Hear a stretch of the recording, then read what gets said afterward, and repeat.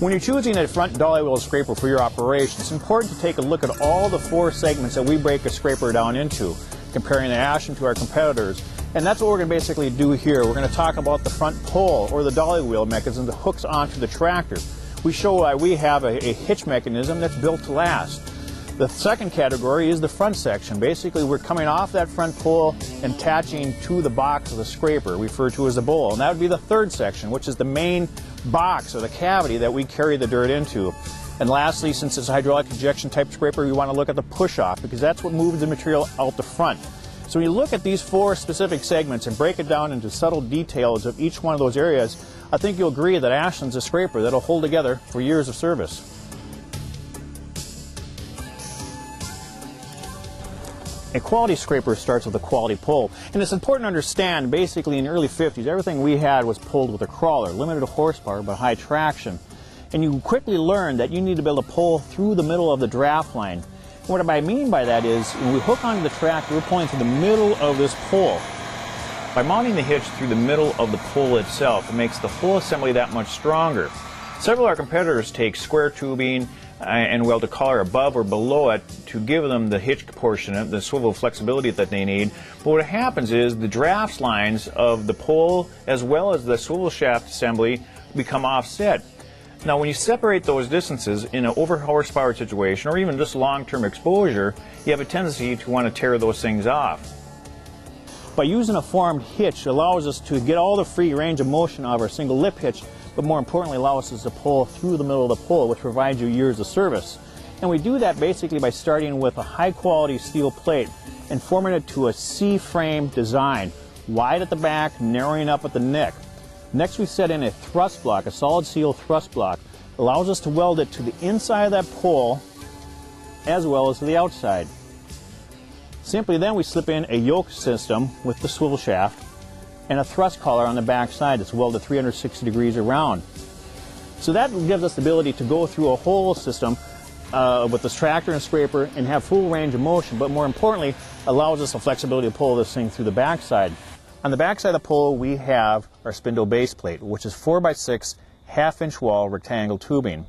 Before we put the spindles on, we insert a half-inch plate inside of that rectangle tubing. The reason we're doing that is when we drill through the half-inch wall thickness of this rectangle tubing, not only are we drilling through the wall thickness, but we're drilling through that half-inch inset plate to give us good thread contact to bolt this ball securely to the spindle base plate. Then what we do is we set the 3.5-inch diameter spindles on top of the rectangle tubing, weld it fully circumferenced around that spindle. Then we set the half-inch plate on the back side and the tapered half-inch gusset on the front side to secure that spindle to the spindle base plate.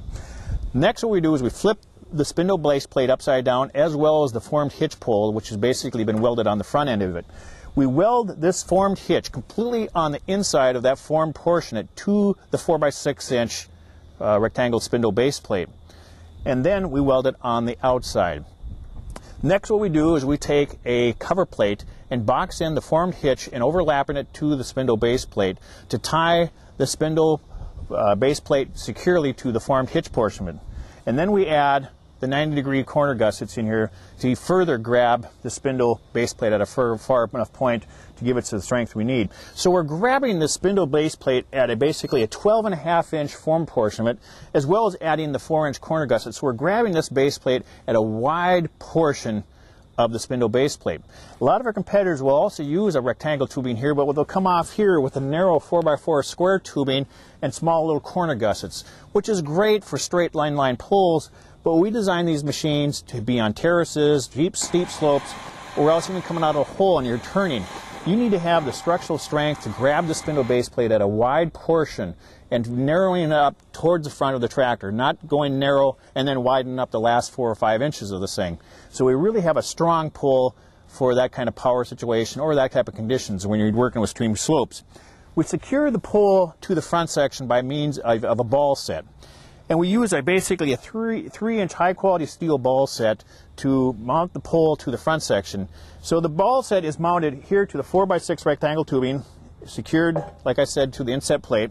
And what we basically have bolted into the neck of the front section is cast steel socket half. The reason why we're at it, and I'll just basically point it out, the reason why we use a ball set, we want to have all the range of motion side to side, front and back in one confined area. So we have all those rotation axes basically put together, inline design.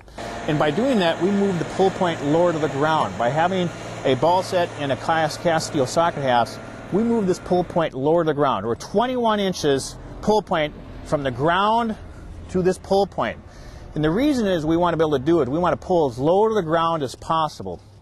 And what happens is when you put the blade into the ground, what happens is the weight comes off the back tires. You have resistance of the blade entering the ground. The higher you pull, the more weight transfer comes off the back end. So by pulling lower to the ground, the less weight comes off the rear tires. What happens, it pulls smoother. But if you're pulling a lot higher, what happens is the weight comes off the back tires quicker, and the scraper starts doing this. It starts walking side to side. You get this washboard cut, kind of duck walking, so to speak.